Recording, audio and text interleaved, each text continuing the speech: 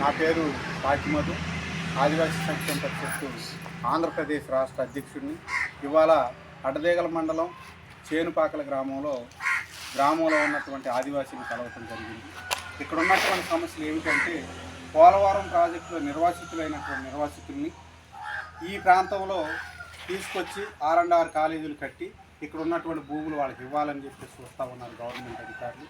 కాబట్టి ఒకటే మేము అధికారులను కోరేది, LTR భూములు ఉన్నాయి, AWD భూములు ఉన్నాయి, ఇక్కడ ఉన్నటువంటి అన్నీ కూడా బంజరు భూములు, ఆదివాసీలు చేసుకుంటున్నటువంటి భూములు. ఈ చేలన్నింటిని కూడా గిరిజనేతల పేరుతో అమ్మేసుకుని గిరిజనేతల పేరుతో వాళ్ళకి కొనేసి ఆ నిర్వాసితులకి ఇవ్వాలని చెప్పేసి చూస్తూ ఉన్నారు. ఇక్కడ చేసుకుంటున్నటువంటిది ల్యాండ్లెస్ ట్రైబల్స్ ఉన్నారు, భూమి లేనటువంటి పేదవాళ్ళు ఉన్నారు, పేద ఆదివాసీలు ఉన్నారు. ఈ ఆదివాసీలకు అన్యాయం చేయాలని చెప్పేసి ప్రభుత్వ అధికారులు చూస్తూ ఉన్నారు. ఏ విషయమైనా సరే ప్రతి అణువును కూడా పరిశీలన చేసిన తర్వాతనే చట్ట ప్రకారంగా గిరిజనేతలు చేసుకున్నటువంటి భూములు ఉంటేనే అవి సెటిల్మెంట్ పట్టాలన్నప్పటికి కూడా ఆ సెటిల్మెంట్ పట్టాలను కూడా కోనేరు రంగారావు భూ కమిటీ సిఫార్సుల ప్రకారంగా వాటిని కూడా అన్ని విధాలుగా పరిశీలించిన తర్వాతనే ఆ భూములను కొనుగోలు చేసి నిర్వాసితులకు ఇవ్వాలని చెప్పేసి చూస్తూ ఉన్నాం.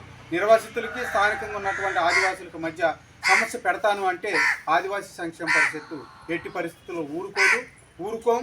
అవసరం అనుకుంటే దీని మీద ఆందోళన చేయడానికి కూడా మేము సిద్ధంగానే ఉన్నాం. మొన్న అనేక ప్రాంతాలు సందర్శించాం. ఆ ప్రాంతాల్లో ఉన్నటువంటి R&R కాలనీలు కట్టినటువంటి నిర్వాసితులకు ఇప్పటికే భూమి ఇవ్వలేదు.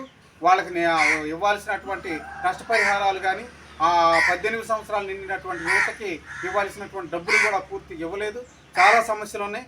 ఆ సమస్యలన్నింటినీ పరిష్కారం చేసిన తర్వాతనే నూతనంగా సేకరించేటటువంటి భూముల్ని సేకరించాలి. ఆ సేకరించేటటువంటి భూముల్లో కూడా ఎటువంటి ఇబ్బంది లేకుండా గవర్నమెంట్ భూమి కానీ, AWD భూమి కానీ, ప్రభుత్వ పోరంబోకు భూమి కానీ, అదేవిధంగా సంవత్సరాల తరబడి కొన్ని సంవత్సరాలుగా చేసుకుంటున్నటువంటి ఆదివాసీల భూములు పట్టాలు లేవనేటటువంటి సాకుతో, రైట్స్ లేదనేటటువంటి సాకుతో వాటిని లాగేసుకుంటామంటే మేమైతే ఊరుకోమని చెప్పేసి ప్రభుత్వ అధికారులు తెలియజేస్తా ఉన్నారు. జై ఆదివాసీ.